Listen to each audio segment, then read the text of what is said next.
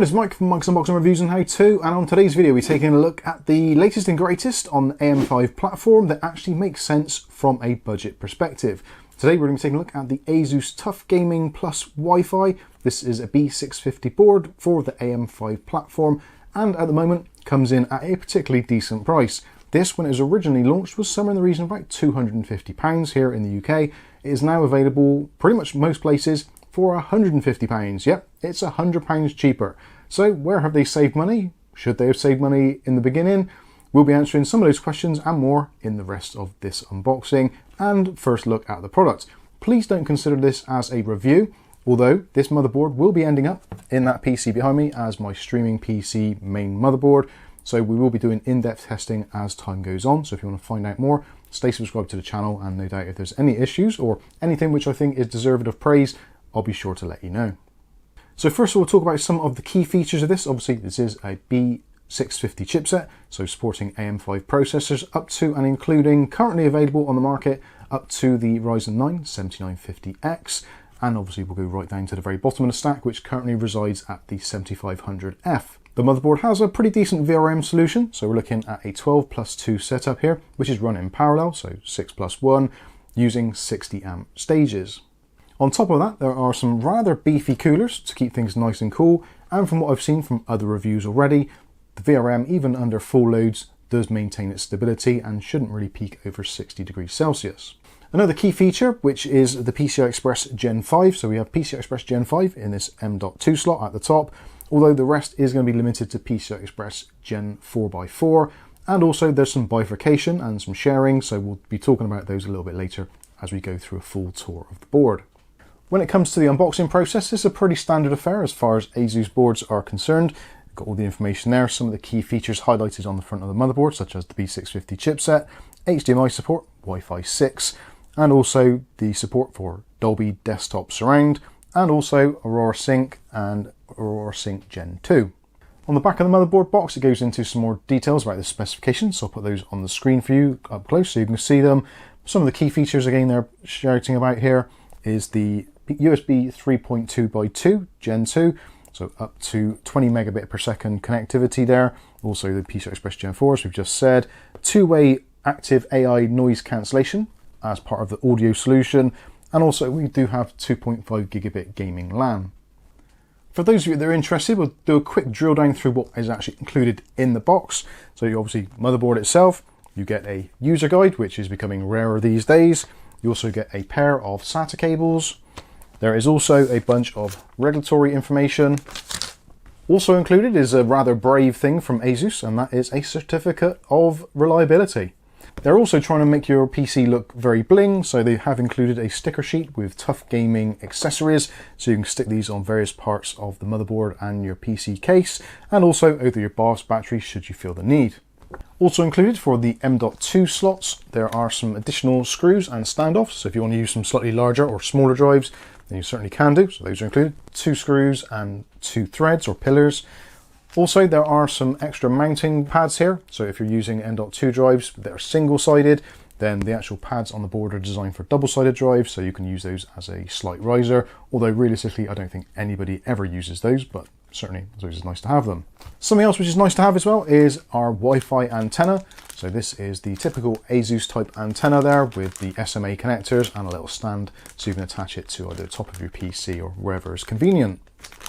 So now let's go ahead and take a tour of the board. So we'll start off in the top left hand corner where we do have our EPS connections there. So there is a single 8-pin and also an additional 4-pin to give you a little bit of extra juice for your processors. Again, this supports currently everything from the 7500F at the bottom end up to the 7950X at the high end. We've got our VRM cooling section there, and again, we've got that 12+2 VRM setup with 60 amp chokes. You'll be seeing those with the actual heat shields or heat sinks actually removed. They're quite weighty and do appear to do a very good job. Moving across from that, we do have our AM5 socket. So now we're on LGA 1718, so that's how many pins there are. These are extremely delicate, so if you are just looking at your board and just seeing what features are on it, leave the cover on. It makes a lot of sense. You don't want to damage any of those pins. Realistically, only ever take that off when you're installing a processor. If for any reason you have to return your motherboard for failure or incompatibility, etc., do make sure you put the shield back on, otherwise it will not be accepted for an RMA. When it comes to cooling on this board, then there's an awful lot of options. We do actually have a total of 7 PWM ports, all of which support up to 1 amp connections. 6 of them are standard PWM style, 1 of them is an AIO, which as default runs at 100%. So next to the socket here, there are 2, one of which is coloured grey, one of which is coloured black.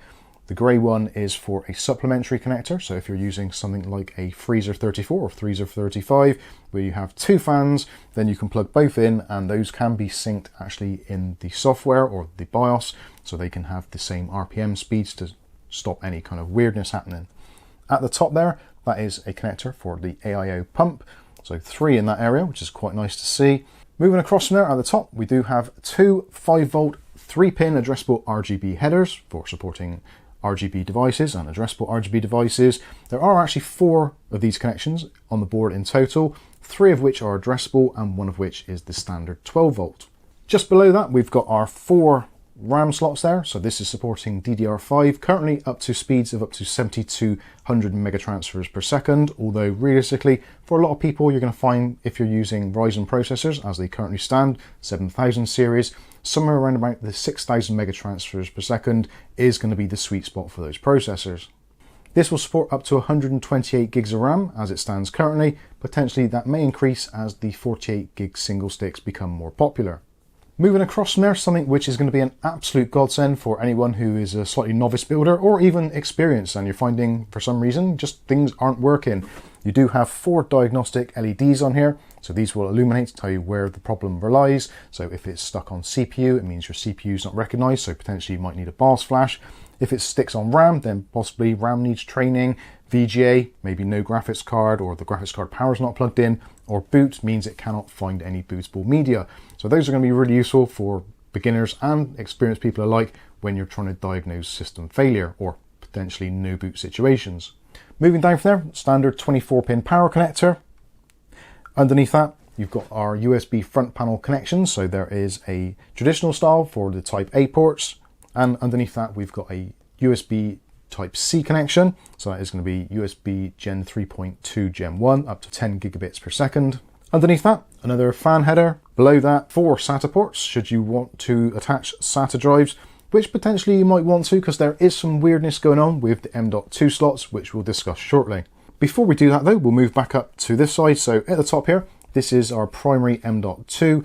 This is actually powered from the processor itself. So this is going to support up to PCI Express Gen 5 x4 speeds. There is a very lightweight cover on here, which will do the job. But if you're going for the latest and greatest PCI Express Gen 5 drives, you may want to use the included heatsink that comes with them, although this is a nice alternative. Underneath that, we've got our PCI Express Gen 4 x 16 slot.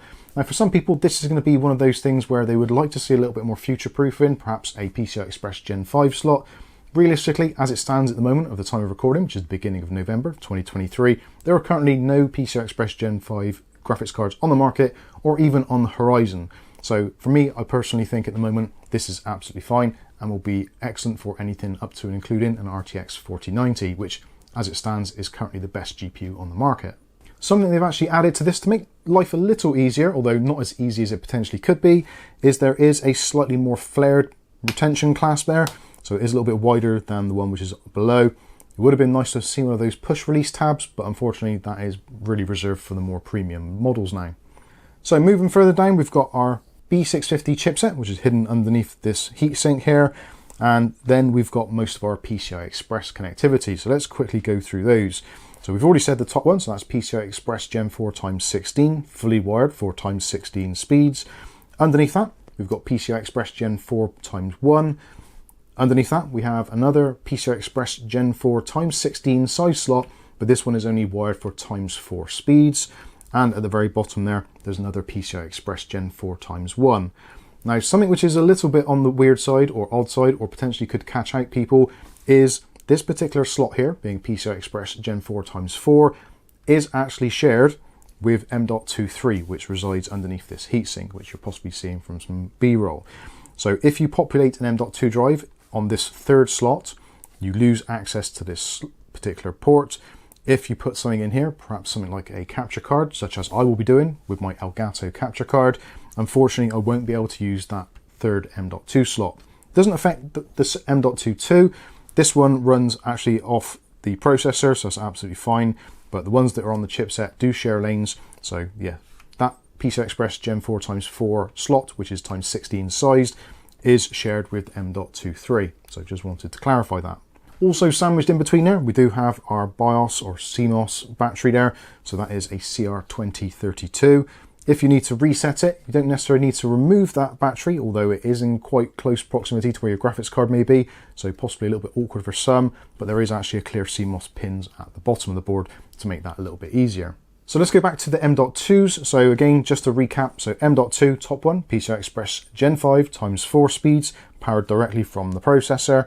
You have got another two M.2 slots here underneath this heatsink. Both of them support larger drives up to 2211.0, and you can put smaller ones if you want to. Again, those little pillars were included, so you can do that.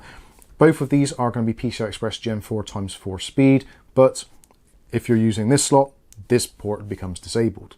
So let's take a look at the connectivity along the bottom here. So we've got our traditional I/O here for your front panel connections, hard drive LEDs, power LEDs, reset button, power switch, etc. Next up, PWM header for system fans. Next that is a pair of USB 2.0 headers for connecting up other devices. Then next that is something which actually some of you may want to use. So there is actually a Thunderbolt header on there. So that is basically USB 4. If you do want to connect up an adapter, you can buy them separately. That will then give you up to 40 gigabit per second transfer speeds via USB 4 or Thunderbolt, however you want to look at it. Next at the bottom, so we've got an addressable RGB header, so that's a 3-pin 5-volt addressable RGB. And next to that, we've got the traditional Aurora sync, which is your 12-volt non-addressable. Moving along from that, another fan header, CMOS reset pins. Then next to that, you have got a COM port and also a debug port. And next to that, you've got your audio. Now the audio is actually from Realtek, so this is using the S1200 chipset. This supports up to 7.1 audio, and is actually a pretty decent chipset in terms of what is available on the market. It certainly is a step up from some of the lesser 800 series chipsets, which we commonly tend to get on motherboards these days. Last but not least, on the back side there, so there is also another chassis fan header tucked away over here. So if you've got a fan blowing out the back, then easy connectivity there should you need it. So I think that pretty much covers everything on the board. Let's take a look at the rear I/O. So on the back, actually not too bad at all. I would have liked to have seen a couple of extra USB ports and potentially some of those USB 2.0 ports to be faster Gen 3 ports, but I think for most people it's going to be absolutely fine. So running down through the ports, so we've got a display port, so that's going to support up to 8K 60Hz. That is DisplayPort 1.4. Underneath that, HDMI 2.1, so that is going to support up to 4K 60. So if you're using a processor with integrated graphics, which pretty much all the AM5s are at the moment, except the 7500F, then you can make use of those for very basic general work tasks, not for gaming at all. As it stands at the moment, we are still waiting for AMD to release their new APUs. Moving along from that, so there are two USB 3 ports, one of which is a Type A, one is a Type C. Then we've got a bunch of 4 USB 2.0 ports. The third one up is actually for USB flashback. So that one there, if you're trying to flash the BIOS using the BIOS flashback button, which is further down here, you do need to put your USB stick in there. For those of you wondering, when you're not doing BIOS flashbacks, that port just acts as a regular USB 2 port. Moving across, so we've got a 2.5 gigabit LAN, which is always a nice thing to see. That is using the Realtek RTL8125 chipset, which is tried and tested and works very well. I've used it actually many times and works really good on our network environment with 2.5 gig transfers. Underneath that, we've got our slightly faster ports. So you've got a USB 3.2 Gen 2 or 1, I never work out those. Basically the top one is 10 gigabit per second. Underneath that, you've got the fastest port on the board. So that is our USB Type C, and that is USB 3.2 Gen 2 by 2, and that is going to give you up to 20 gigabits per second. Moving along, we've got some Wi-Fi access. Now the Wi-Fi on this is only Wi-Fi 6, but I think for most people, most households these days, Wi-Fi 6 is absolutely fine. It is a MediaTek chipset and also incorporates Bluetooth 5.3 also. So you've got Bluetooth and Wi-Fi covered on this board. Next up, USB BIOS flashback. So you press that button to flash the BIOS, should you need to. We will be doing a separate video on that. So if you need to know more about that, please check on the links, and it should be in the video description. Next up, we've got our color-coded outputs, analog for the onboard audio. Again, audio supplied by Realtek, the S1200 chipset. So that is pretty much it. Let's wrap this up. In my opinion, now obviously controversy aside with ASUS, as we've had over the last few months or so, there has been some issues with the voltage regulation for processors and it basically going way too high and burning chips out, etc. There has been a BIOS update, which happened right about June this year, which when applied does bring this more into kind of more normal levels and somewhat more stable. So I would suggest if you are getting one of these, check the manufacturer date is on the box. If it's before June, then you probably want to flash the BIOS just to be on the safe side. Another good thing about this, they are seeming to get their act together when it comes to the actual memory. There was loads of problems in the early days, pretty much across the board for all manufacturers, where RAM just wouldn't run at rated speeds, or it's really difficult to do. I've certainly experienced my fair share of that, but hopefully this is going to be considerably better, as we will find out when I put it into the machine behind me in the next day or two. The overall aesthetic of the board, if you like the TUF Gaming Alliance and you're kind of all into that and you like these kind of rectangular geometric type shapes, or however you want to look at it in the little splashes of colour, the accents on there, I think it's actually a really nice looking board. I think it looks quite premium, and it did have a premium price. Like I said, when it came out, it was around about £250. Now it's been reduced to pretty much about £150. If you go for the non-Wi-Fi version, you can generally pick it up for £10 to £15 cheaper. So heading towards that magical £120, £130 price point, which I think a lot of us find a bit more palatable. But saying that, with the specifications it's got on here, your PCI Express Gen 5, your 2.5 gigabit Ethernet, tons of addressable RGB, and just a generally pleasing board, I think around about £150 is pretty much what suits this board. And if you look at the older generation of B650 boards of a similar sort of spec, which is going to be hard to do because these do have a much better spec, they are in a similar sort of price point. So if you are maybe somewhat on the fence and thinking, well, do I just do another older B550 build, or maybe in 570, X570, or do I take the leap and go over to the B650? This is going to clearly have much more longevity. AM4 is pretty much dead in the water now. There will be a few processors still being made, but not in any huge numbers, whereas AMD's focus now is on AM5 going forward. So I think it's probably time to dip your toes in the water should you need to do a new PC build. Anyway, that's my thoughts on it. Let me know what you think about this in the comments section below. Are you ready to forgive ASUS now that they've seemingly dropping their prices across the board? Is that going to be the sweetener to get you back on board the ASUS bandwagon? Let me know in the comments. I'll be very interested to know. I think that's going to wrap this one up. Any comments or questions you know what to do, stick them in the comments section below. But for now, I've been Mike. This is Mike's Unboxing, Reviews and How To, and hopefully we'll catch you in the very next video. Thanks for watching.